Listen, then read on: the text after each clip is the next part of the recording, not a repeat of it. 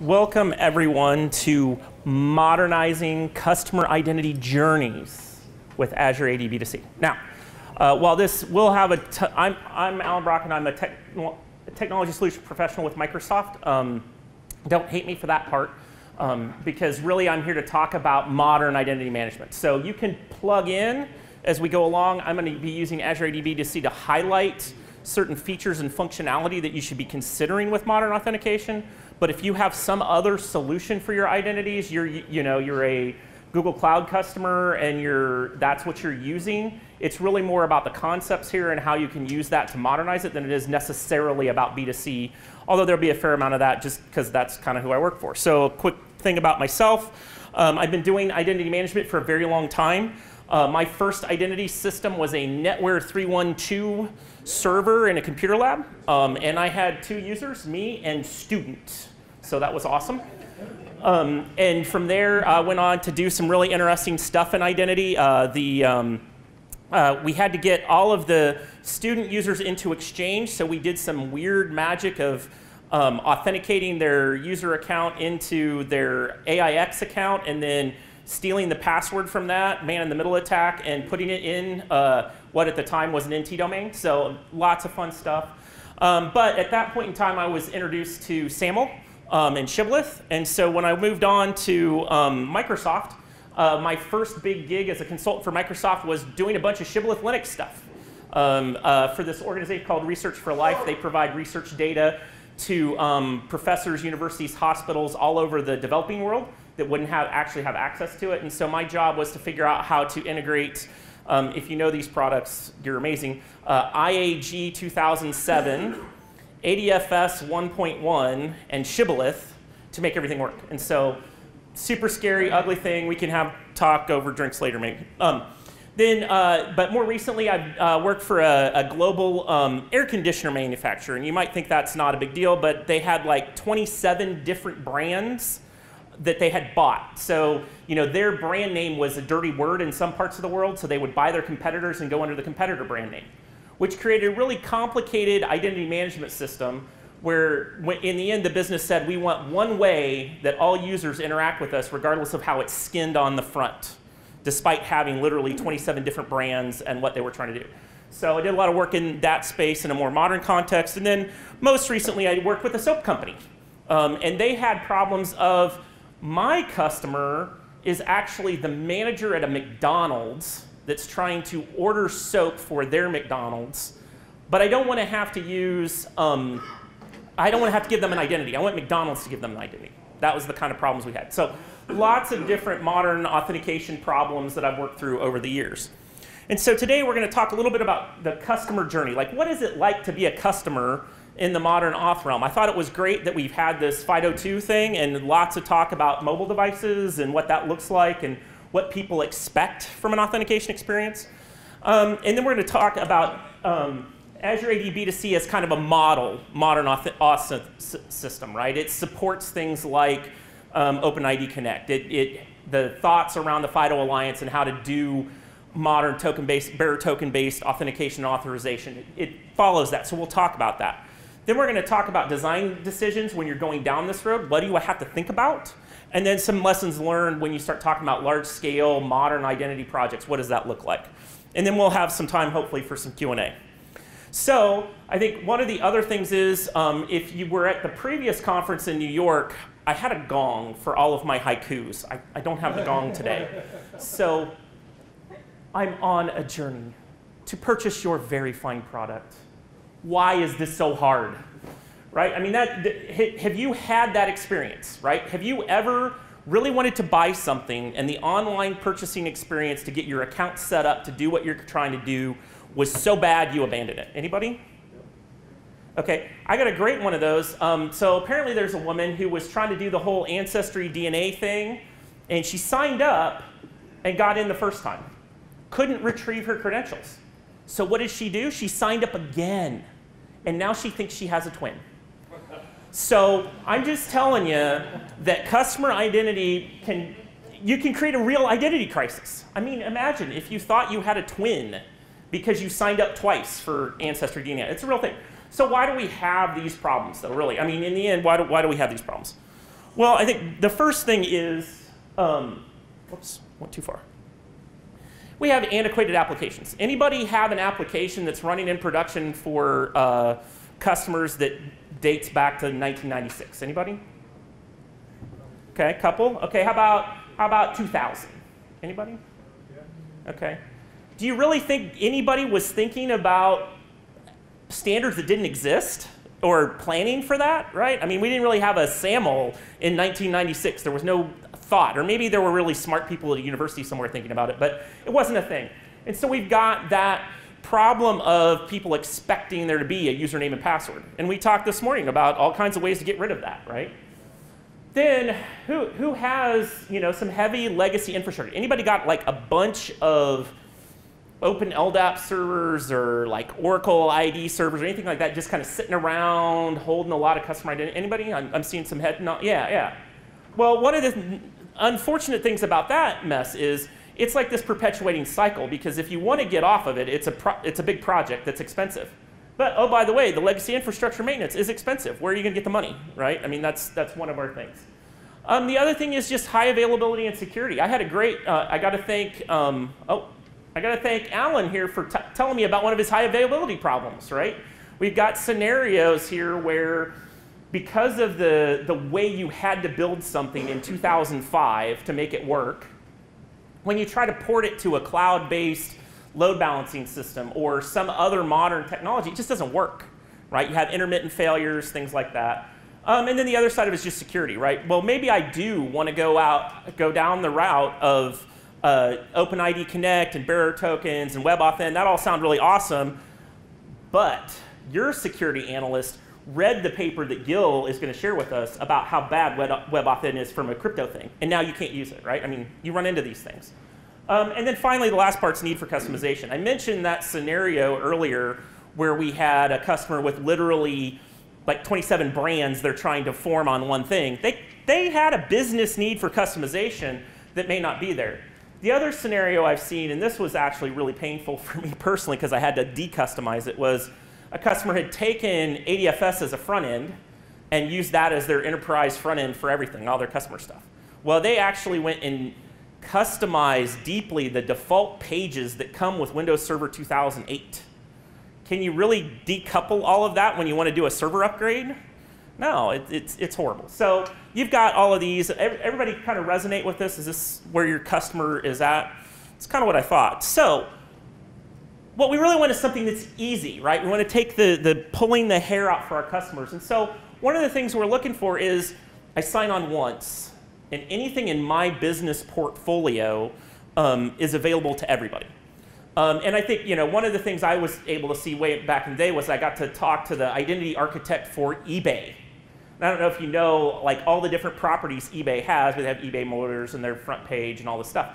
And they said their #1 architectural thought early on in eBay is, how do I manage that identity so that the ratings and the billing and everything about that identity is consistent across all of our properties, whether we acquire something or we build it ourselves. And so that ability to sign on across everything is super important.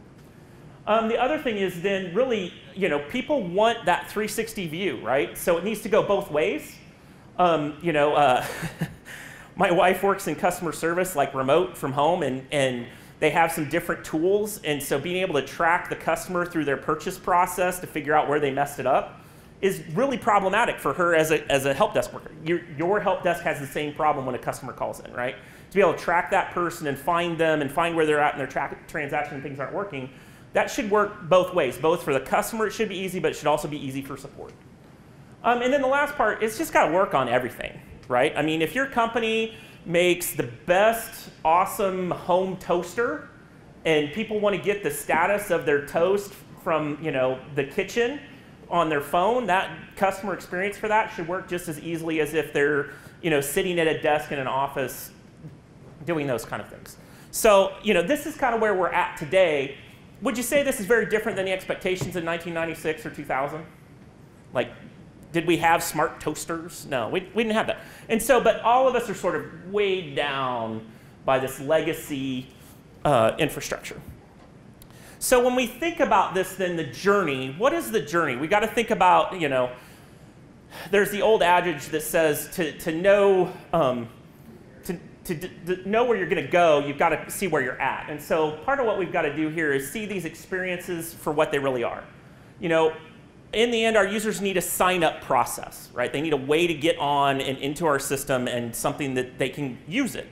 You know, then there's their profile. And profile means a lot of different things, right? My profile at Jimmy John's is very different than my profile at eBay or my profile at my bank. Right? Each one of those has business-centric information, and quite frankly, my bank doesn't really care that I like a burrito bowl, right? That's not really their thing. So these have to be stored independently and available in different ways. Sign-in should be super easy. I like the FIDO stuff because you know, if someone can literally just plug in a thing and it logs them in, yay! You know, that like nothing's better than that little touch on that little circle. But then we want multi-factor authentication, right? I mean, there's this balancing act there of I want it to be easy, but I also want it to be secure. And so how do I provide some form of multi-factor that is both easy for the user to comprehend and get working, but also works really well? And then finally, password reset's kind of a default problem. So when we think about the journeys, we've already done these things, but it may be in a really ugly way, right? Like what you have today is not what's ideal. So when I think about this scenario of my customer with the 27 different systems, they actually had 4 directories, and they couldn't quite get all of them to do the password change at the same place when they started. And so, you know, just getting that so password reset was a single journey across products was a big deal. So when I think about journeys, then let's just kind of really put that together. And by the way, you can do this yourselves. So that link in the presentation will get you here. And so one of the things we can do here, this is a, you know, wingtip games. This could be your website. And so what I'll do is I'll start out with this demo and kind of pick some things that we can do with this demo. And so as I look at this, let me change the zoom here. Let's look at it. Can you still read that? Everybody? Okay. Yeah. So we have the default sign in or sign up, right? That's kind of the first thing on our list. We want to maybe, based on where you're at physically, figure out how you want to log in. We've got the ability to sign up with Amazon or Facebook. I'm curious today, how many of your businesses actually allow a customer to log in with Facebook or Google or something else? Anybody? One, yes. And we'll talk about that. And then you've got the options here to try all this stuff. So one of the things I would say is as you're thinking about modern authentication, just come out here and play with this yourself to kind of see how it goes. But if I go in here to the default sign in or sign up, it's going to give me options here to log in with my Facebook account or sign up with a wingtip account or create one. Since I'm a new user, now one of the things that's a pet peeve of mine is anybody else like get really upset not being able to read this little line here on the page where I need to start new? Yeah, we've got some of us that need glasses, it's older, can't see that. Just if you go back to your business and you say, hey, we need to modernize this, please make this bigger, please. I mean, some of us just can't see. But the net of that is we're going to create a new account, which is really the sign-in process, right? And so at this case, I'm going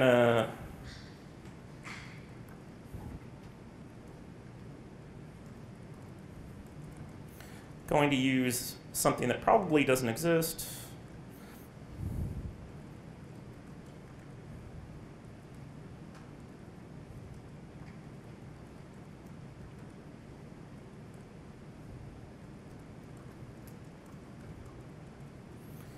And this first piece of it is credentials, right? That in the end, for this system, they're using email address as your credential. And the password is what it sounds like.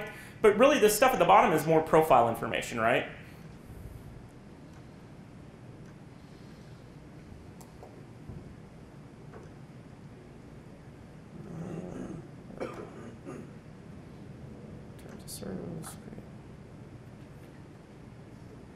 So it's going to go out and create an account. And I think we've all lived this, right? This isn't terribly rocket science-y. The only thing that's really going on here that, you know, because of the law of life's demos is taking too long, is it's creating an account in Azure AD B2C right now. Now it's running me through profile information, right? Asking me privacy stuff. I think everybody that's got a site like this has this kind of thing. But now what it's going to do is it's actually going to do a verification code via phone. And you have the option to text or call. And so that's one of the things that's really important in this modern journey is what is the customer's preference? One of the things you'll find when you work with your marketing department or sales, they're going to say, we want to give the customer options that they like, but not too many, right? Because if you've got 57 options, they have overchoice and they can never pick one. But a couple things that make sense. So in this case, this is plugged in to do text messages. So we're going to see if that actually works. Whoops.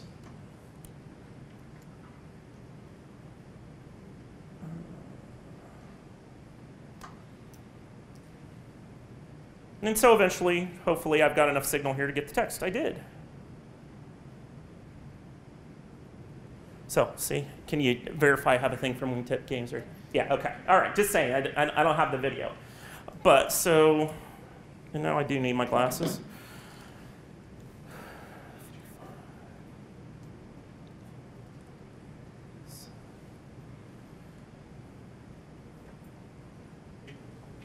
And now it's verified me with some level of multi-factor authentication. I can actually go back and I can log out.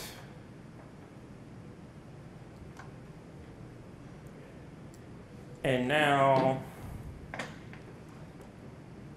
actually, hold on, let me go back. Go to demo. And instead of using phone authentication, whoops.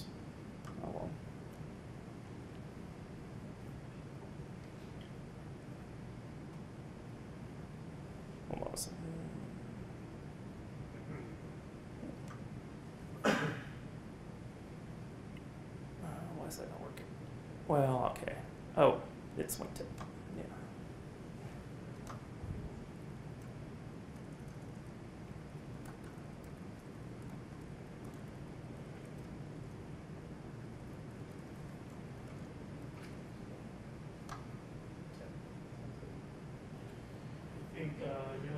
I'm missing a K. Thanks, everybody.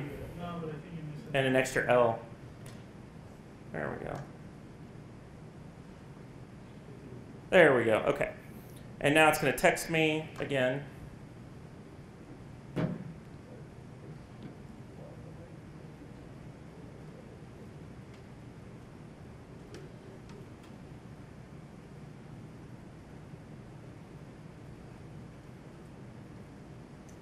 go ahead and send another one because I don't think it actually worked.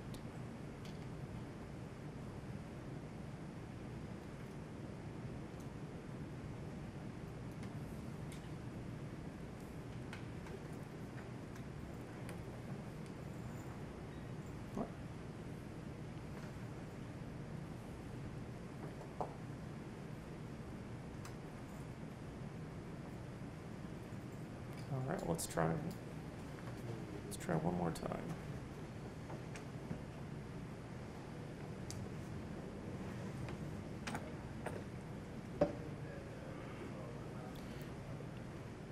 Does this support Authenticator app? What's that?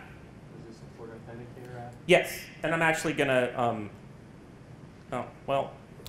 All right, well, where I was going with this before it failed was I was going to actually, so in order for this app to work, one of the things it does is it does the phone verification and then it lets you set up the Authenticator app to do what it's doing. And so I'm not sure, like, for the sake of time, I'm going to move along, but if you'd like to catch me in a break later, I'll show you that it actually works. It does work. And like I said, you can take this link if you want to take a second to write it down and just try it yourself. Like you get out the Authenticator app or your favorite authenticator, and it'll give you the code you need to activate it and use it on your own system. So I'll let that sit for just a second. But the point of this really is to say,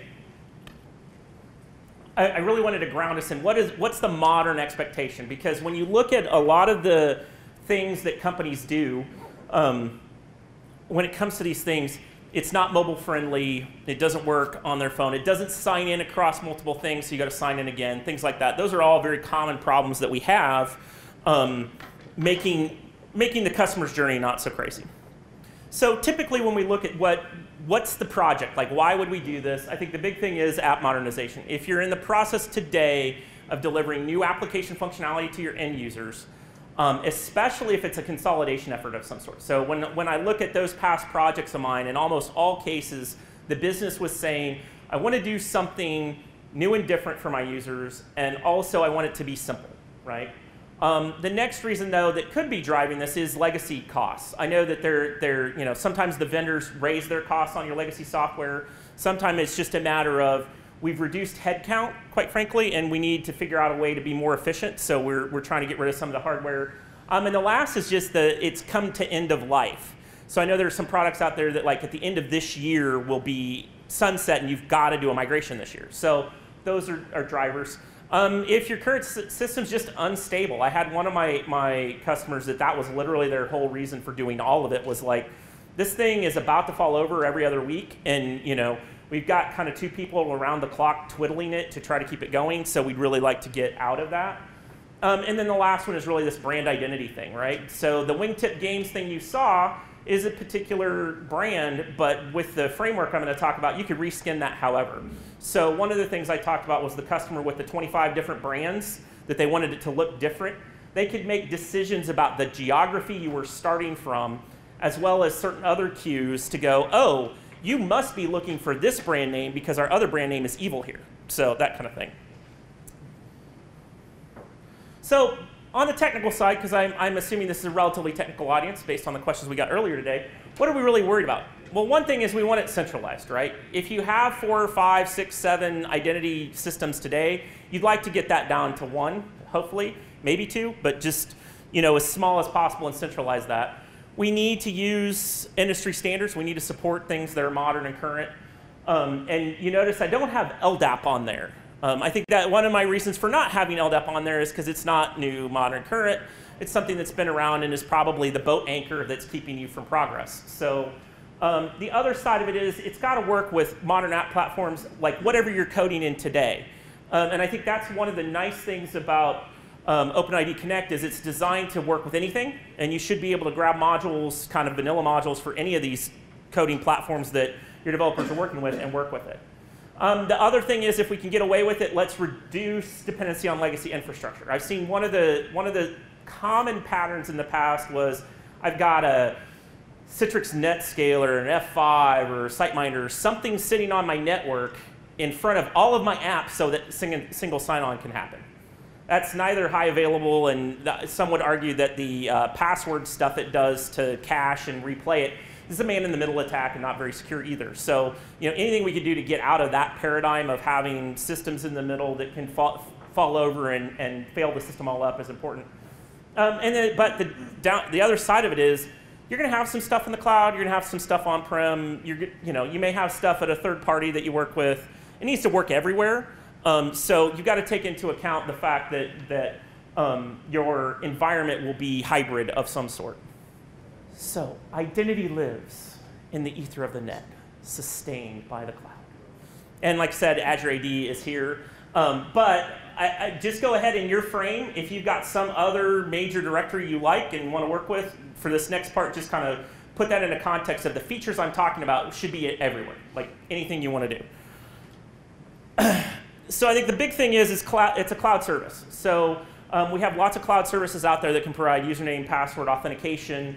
But the big thing is scale. So if we're talking about customer identity management, you need to scale to the number of customers you have. For most of my enterprise customers, that's in the tens to hundreds of thousands to millions of users. So it's got to scale, but it can't be something that every month you're buying more hardware to scale it, right? It should be something that's native and it just does it and you don't have to think about it. We want the user experience to be self-service, right? So in the end, and you don't really want to have to code that if at all possible, right? You don't want to have to build a whole self-service framework for identity. It would be much better if they have the framework and worst case scenarios, you provide a skin to brand it. It should also be a seamless thing across properties. So once I've got this identity, it should work anywhere in my infrastructure. Basically, it's got to be cost competitive, obviously. So even if it is this great, highly available, secure, blah, blah, blah, if it's going to cost you $10 million a year for your 10 million users, that might not be cost effective for you, especially if you've got a lot of user IDs that are sitting around not actually consuming services or making you any money. So you want this to be cheap. And then the last part is really, the developers should be able to use this quickly, right? Like it should use open standards that are available easily on the internet that you can use to move things forward. So, from a technical side of this, and this is something I won't spend a lot of time on, it is an Azure AD Tenant has a physical place it lives. And I think that's the one thing about Microsoft's cloud is there are things that live in a place. And so while you can get access to stuff, the tenant itself has some region that it's assigned to that you can get access to at other places. Anybody here working for sort of a global multinational?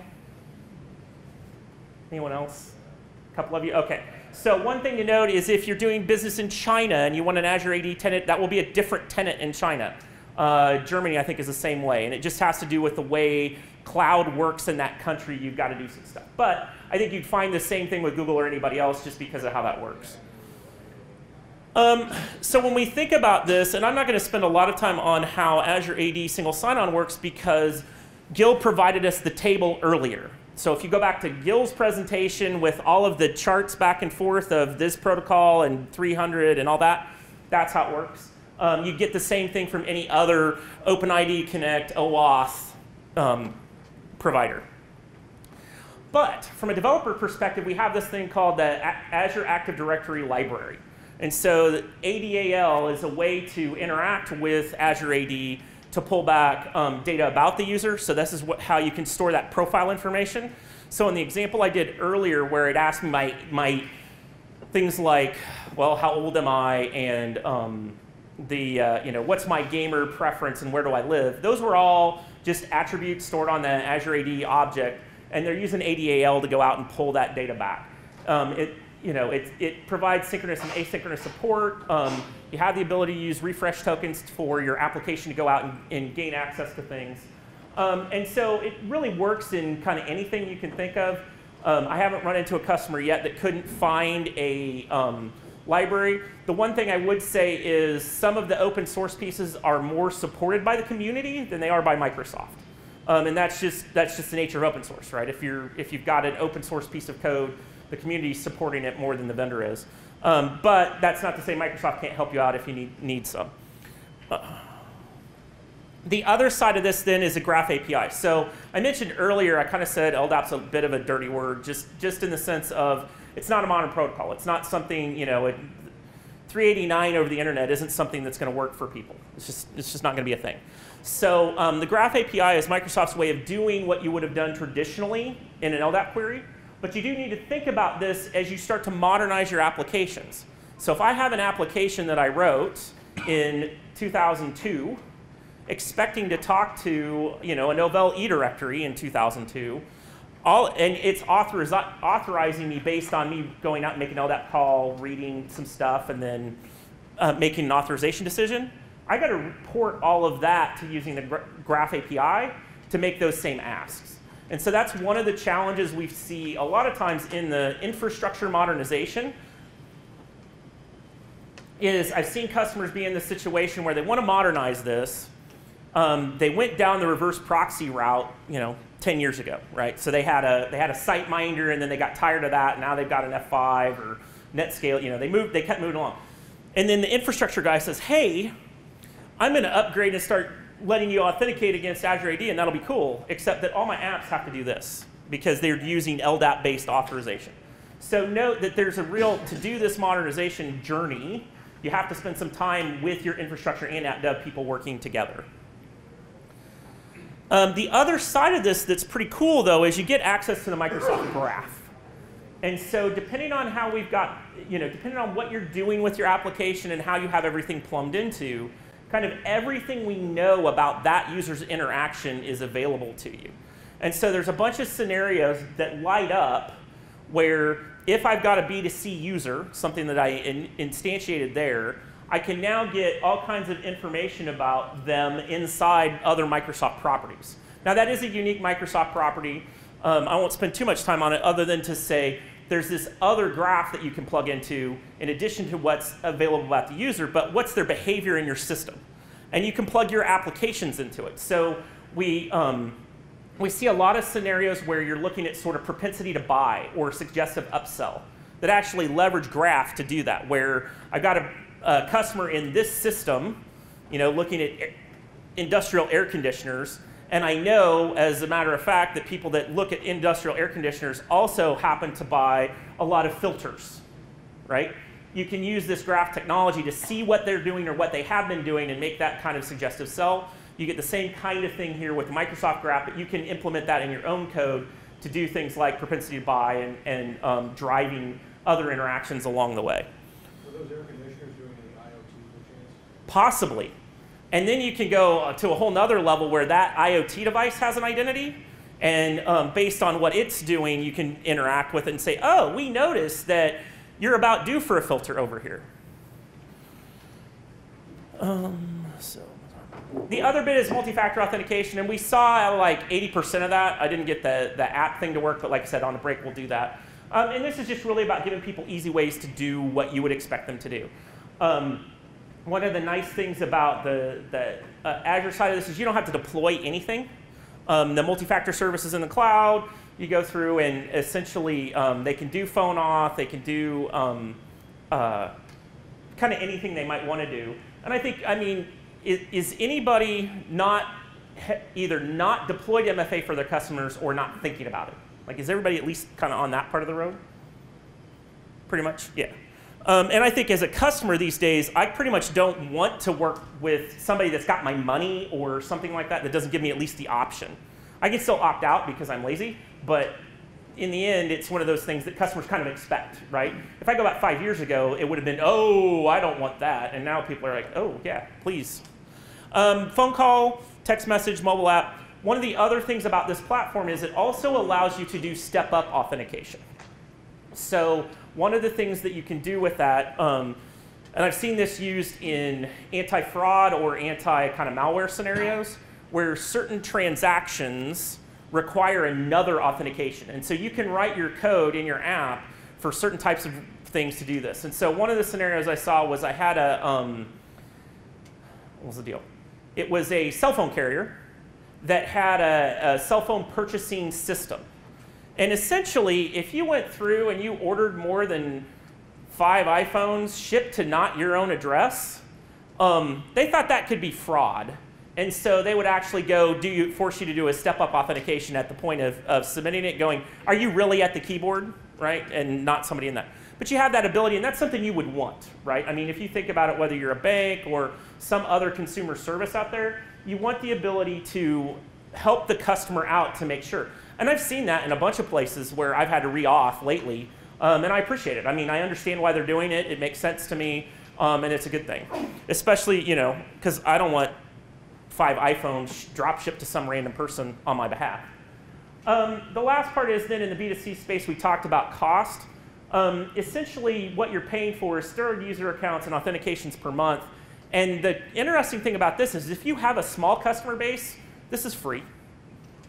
Essentially, if there's less than 50,000 users and less than 50,000 authentications, Azure AD B2C is free. But multi-factor authentication has a certain, like, I think it's 2 cents per authentication or half a cent per, there's a price for that if you're turning on MFA. And so I've seen a lot of customers like this just from a trying it out perspective, because it's a costing thing to see how it'll work, right? I mean, to expose your developers to a new programming model. And so you may be in the middle of an enterprise evaluation, and there's lots of things out there that can provide you identity, whether it's Google accounts or Azure AD B2C or whatever. This allows you to go out and actually fire it up, let your developers get exposed to OpenID Connect and OAuth and that kind of thing. Or if you're a bit of a developer yourself, it's something you can go fire up and try without any real cost.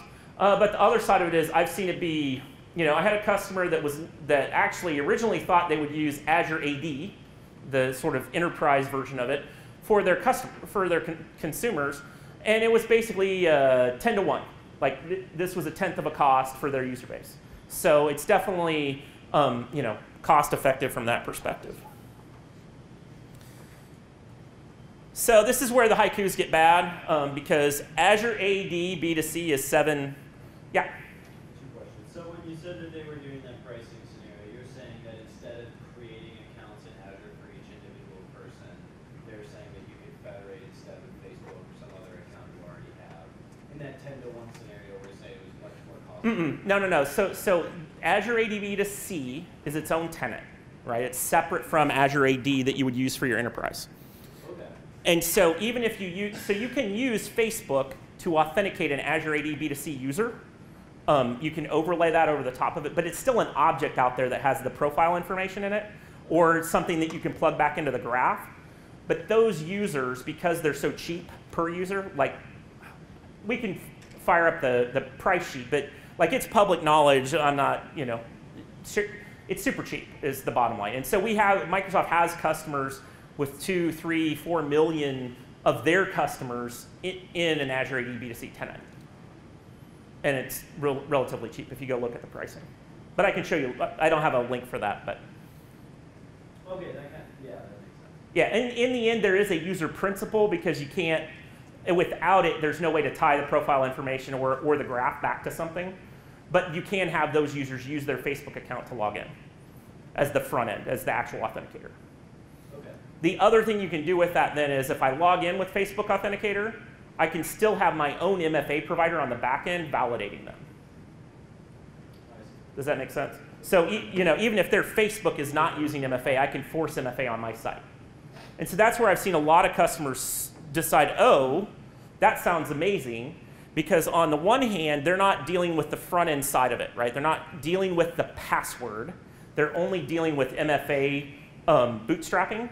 And they use the MFA as a way to say, I'm going to let the Facebook ID do what it does, and so the customer doesn't have to remember my credential, right? Because part of the problem is when a customer has to remember their login name, right? That's horrible, and they're always getting the email that says where they're from, and like that's painful. But if they can click the login with Facebook button, Facebook logs in the way they're used to logging in, so they remember that credential. But then you're hitting them with a multi-factor that you provisioned. You've now done your due diligence to make sure they really are who they say they are. Does that make sense? Yeah, so Azure AD B2C, I'm trying to understand the separate tenant. Because I know we have some evaluation, but pretty mediocre in Azure AD knowledge in general. Sure. So you're saying, like, so let's say you have a production tenant, right? Where you're syncing all, in our case, a hybrid environment. Right. So you have on-prem, you're syncing with Azure AD Connect, you have this tenant. So now you have the separate tenant B2C. Right. And in this case, this is for your like guests or external people who come in and they don't actually get accounts in your real environment. Correct. They're getting in this quarantine world. And then as far as when you were showing that graph of all the stuff that you can pull from them in Azure, so you showed that you can get information of what they're doing in Teams or SharePoint or whatever. Do you get to toggle or opt in or modify what they get to see in terms of? So they don't have any rights into any of those systems unless you give them to them. Okay. Because it's a separate tenant. They're really treated like they're kind of in a separate company. And for the most part, your consumers you want like that, right? The people that are your business end users, like the people doing business with you, you don't want them to actually to be possibly able to talk to your HR system. Okay, so if I have, like, let's say that I'm the production tenant user, I'm within the company, and you're the external user going through B2C. So you typically, like, would not be able to see the activity that I'm doing Correct. in my email or my Teams or whatever. Like, I know how you can click on a user and you can see Right. receipt files you've done. That would be something that I would have to share to you, your principal in the B2C. Right. Okay. And otherwise, there would be no mechanism for me to share that with you if you weren't in the B2C. Correct. Okay. And there are some limitations of different services in Office 365 that you can actually bootstrap like that. That's a whole matrix that's probably a much longer conversation. So I'm going to bring it back just to B2C itself for what you should be thinking about when you're doing kind of modern auth. Yeah. In terms of how the billing works, since it sounds like it's primarily consumption-based. Yes. Like, is it basically tied to a subscription? And okay, so it's not like an EA licensing. No. Type of thing. It's all subscription. Yeah, So from a billing perspective on B2C, the B2C tenant lives in an Azure subscription, and then the Azure subscription cuts a bill every month for consumption. Okay. And so as long as you don't have more than 50,000 users, it's going to cost you nothing. And then once you get over that, there's a graduated rate based on the number of users and how many authentications you have. Got it. Is there like another Azure AD that's actually used to manage that subscription? Yeah. So that subscription, like if you go out and you say, I want to build this whole thing, greenfield. When you create the subscription, if you have nothing else, there will be an account created, like a billing account, and there will be a .onmicrosoft.com Azure AD created, and then you'll create the tenant inside that construct. Okay. I think I get it. Yeah, and we can go to a whiteboard on the details there later. Yeah. So since Azure AD and B2C are two different tenants, Mm-hmm.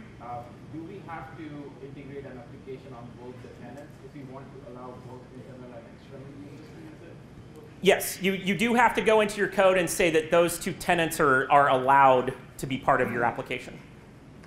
Okay, so the integration happens on both the tenants? Yeah. Okay.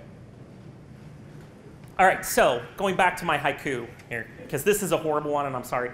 It turns out Azure AD B2C is 7 syllables, so there's no way to cut it across the lines. So anyway, key decisions for Azure AD B2C with your consumers. Sorry, that's a horrible one. That's the best I could do.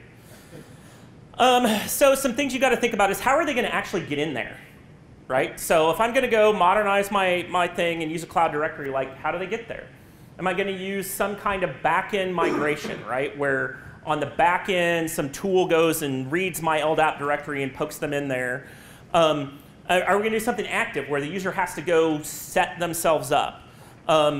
You know, kind of how is this going to look? And so one of the things to note about this is I like Greenfield because it's the best, but you rarely get that, right? We all said we have some kind of identity system for our customers that's been around since 96, 2000, something like that. So the big trick here is you're not going to be able to take the password that's currently sitting in an LDAP directory somewhere or some other, or it's SQL database or wherever.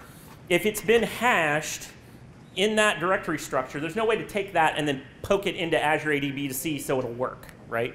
At least there shouldn't be. It means your hash was bad, right? You were, I don't know, using something from the 80s. But, so what usually people do is sort of an either one of the top two. So in the silent migration thing, what happens is they start provisioning accounts to both directories simultaneously. And then the password change tool is set up to poke a password into both tools simultaneously. And then some point in the magical future, they go and flip which directory is primary for the application. The other scenario, the one-time scenario is we tell our customers, we say, hey customers, for your security, we're going to ask you to change your password by this date.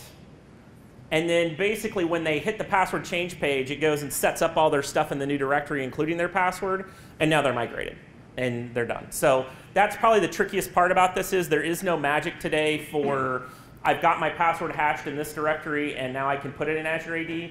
There may be a third-party tool that I'm not aware of, but there's just not a good way to do it because the whole point of a hashed password is you don't know what it is to be able to replay it. The other big thing you got to think about then is who's really consuming these tokens, right? So if it's third-party services, one of the nice things is there's tons of connectors. So because Azure AD B2C is a outgrowth of Azure AD, everything that Azure AD can dynamically, you know, there's a connector for. I think there's like 4,000 different Saas applications out there that Azure AD has a connector for already. That stuff just works. But especially if you have internal applications that weren't really designed for that, you've got to be able to account for that. And then the last part is, are you a configure or are you a customized kind of company, right? Are you the type of company that really just wants to use the framework as it's designed with a few web page little widget changes, or are you going to actually rewrite the whole thing? Because the API is set up so you could write your own skin, workflows, everything. But you do need to decide that pretty early on, because if you get too far down the road one way or the other, it's hard to come back. The other thing is, you know, users are stored in North America and Europe. So going back to the point of if you have a big customer contingent in China, they will not be in the same tenant as they do in the US, where US and Europe, it's a little bit different. So you have to kind of think about what that's going to look like from a sovereignty and that sort of stuff. The other thing is, if you start having to move users from Europe to China or something like that, you go back to the same password problem I mentioned earlier. The other thing is just cost, right? So my favorite example of this kind of thing, and they weren't a B2C customer, but it's a consumer thing. Like when The Last Jedi came out, the Fandango / AMC theaters, those guys have a huge spike in customer logins. And then, you know, in the middle of the spring when there's really nothing awesome out, those numbers go down. So one of the big things you got to get used to is that your pricing will change over the course of the year. And so if you're a company that loves CapEx to do all of your infrastructure-y kind of stuff, this is a little bit to get used to. Because you don't really know the first year in necessarily exactly how this is going to play out cost-wise. And that can be a bit of a surprise. You know, if you're H&R Block, you have all kinds of authentications from January through April 15th. And then it's dead, right? I mean, that's just, those are some of the things you got to think about when you move along.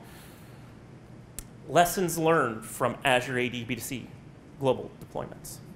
So, you know, the customize versus configure is huge. Because one of the things to note about this is, if you're going through this transformation, you will be more developer-centric in what you're doing than you were in the past, right? Because really, since you're not managing infrastructure, it's all about how did the code integrate. And so your developers are going to want to customize because that's what developers do. But then you're going to put yourself in this bind long term where now I'm maintaining this thing that I didn't really have to maintain if I just use the framework. But that's a business decision. You guys have to work through that. And that's probably the biggest thing. The other side of it is you need to threat model your resources. You need to understand what giving someone this bearer token is going to allow them access to across the board in your organization and make sure that fits your security profile. The other side of it is looking at sort of the fault model of if you've got a lot of on-premises systems that are now going to be dependent on this as an authenticator, because as an authenticator, this is coming from the internet. What happens when you actually have an internet connectivity failure in your on-premises, right? You can't log in, right? Do I have a token lifetime that makes sense so people can still auth for a while, that kind of thing. And the other thing is making sure your application code can scale. That, you know, if you've done customization to wrap around authentications, does that scale the way you have it deployed for peak workloads? And so I kind of will go back to this, you know, Star Wars logon scenario. That was one of their challenges as a customer, was just how do they make their front end auth stuff big enough for those, you know, twice-a-year blockbusters that come around without it being expensive. And so that was part of the thing to think about, is if I go the configure route, Azure's managing all of that. If I go the customized route and I'm running my own front end, now I have to worry about scalability. The other thing is, you know, brute force attacks. Just be aware of that and how you're going to treat it. A couple other things, and this is very Microsoft-centric, but I have a feeling you'd have similar challenges possibly with some of the other providers, is directive throttling. There's some basic stuff in the directory to protect it from being overwhelmed. And so if you end up in this situation, you've got to know what these errors are to go, oh, we were getting too much traffic, it was hitting too hard, it was doing stuff that's not expected. Because we don't expect a lot of directory writes. I mean, in the end, you're going to have a profile setup activity, but it should be very read heavy, not write heavy, because it's a directory. I mean, your directory today should be generally very read heavy and not so much write heavy. The other big thing, and I said this earlier, the cool thing about this, since it's free, I mean, technically you can go out today, and while they'll ask for your credit card to set up the Azure tenant, it won't actually bill you anything. But you could go out and set up today and try this out, right? Go get some sample code, do the hello world of authentication projects in whatever language you like. Maybe do it in multiple just to prove that it works. But you really want to do that proof of concept, especially of that experience, right? So one of the biggest challenges was, so if you're dealing with 27 different branded business units that all have to come under one thing, and you want to do the configure and not customize, how easy do you think it is to get 27 different businesses to agree? We kind of had to go customize with them, right? But we were able to proof a concept out and show them the configure way of doing it first, and they go, that's not good enough, we need this and this and this, and now you have a good reason why you went to customize. The other thing is just making sure you're thinking about user migration. I think one of the challenges I had with one customer was they had 4 directories that they were trying to get to this model. And each one of them had its own idiosyncrasies to get there. And so one of the things they ended up having to do was, for their oldest, sort of most crusty and actually vendor unsupported directory, they actually had to migrate its contents into a different directory first. And then from there, they could put everything into B2C, just because of some weirdness of they had name collisions, right? So like half the people in here were also in here, and they wanted to clean up those name collisions before they tried to put it in the main directory. But you have to think about that. And then the other thing is if you have, if you're trying to do account linking, right? So I've got an account that's currently linked by its UPN. So that's a big thing in AD. If you're familiar with Active Directory, you know UPN's a big deal. But in my databases, I'm actually using just username. And now those two things don't match. So I had one customer that was actually storing the person's originating email address as their UPN in their LDAP directory and wanted to sync that in to B2C. Well, your UPN has to match the directory you're in if you're following LDAP standards. And so it created issues like trying to get that in there. So you've got to think about those kind of things. And then, you know, I think the big thing to note is, oh, that's awesome. I missed that bullet there. So there's some blah, blah, blah at the end. But anyway, you know, we can handle the sign up, profile management, sign in. We did that demo. You're free to go out and use that demo yourself. Just kind of walk through it and think about it, because those are the kinds of things you need to use when you're modernizing it. And then the last part is, you know, it's standards compliant. I think that's the other side. People get kind of hung up, well, Microsoft is all proprietary. These days, we're just not. We're very much a open source sort of embracing company, and we want to do the standards. And we actually have a Pamela Dangle came to the last HIP conference and talked about Microsoft's work on the standards to help make sure both our products are good, but also the standards make sense and are repeatable. And so with that, if you want to contact me, there's my email address. I'd be happy to have identity conversations. You can follow me on LinkedIn and Twitter. I put out interesting stuff every now and then that's cool. And especially if you're in the Chicago area and you're just kind of wondering, well, are there other, you know, identity or cloud technology stuff going on in Chicago? I tend to post there, so feel free to follow me, and I'd be happy to follow you back. Okay, so one of the questions is, does your current, I'm going to make an assumption your current directory is an LDAP directory, or is it SQL? It's LDS. Okay, so it's AD LDS. So one of the things about AD LDS is you have the ability to know what has changed, right? It's got a flag that tells you this record has changed or not changed. So typically what you do is you do an LDIF of just the directory, and you just dump it to a file, and then you can run that through PowerShell, Java, .NET, whatever programming language you want to take that content from the LDIF and shove it in B2C. That's like the first step. Then what you've got to do is run a job that's looking for those directory changes every hour, 2 hours, whatever frequency you're comfortable with, to go do the update of any changes, right? This is assuming you've got a long-winded migration, right? You're not doing a cut over in a weekend kind of thing. And so once I've done that part of it, then what typically people do, is, like I said, is they go change their password change page, so that submit button for the password change is also leveraging the Azure Active Directory API to go change the password of the user there too. Okay, and so then you get to a point where if everybody who's logged in for the last 90 days has changed their password, right? Now I can start decoupling all of my dependencies on the old directory. And that's typically, you know, some flavor of that is how that occurs. That gives me some ideas. We probably will need to do something mildly different, but that's giving me at least some. Yeah, and there are products out there that will do that part for you. Will do the sync and all of that, and it's something that we've Microsoft done a lot of work on the with Azure AD Connect, and there's some ways to pull this off with MIM as well. But that's more of a customization. It's not an out of the box you're playing with stuff. Any other questions?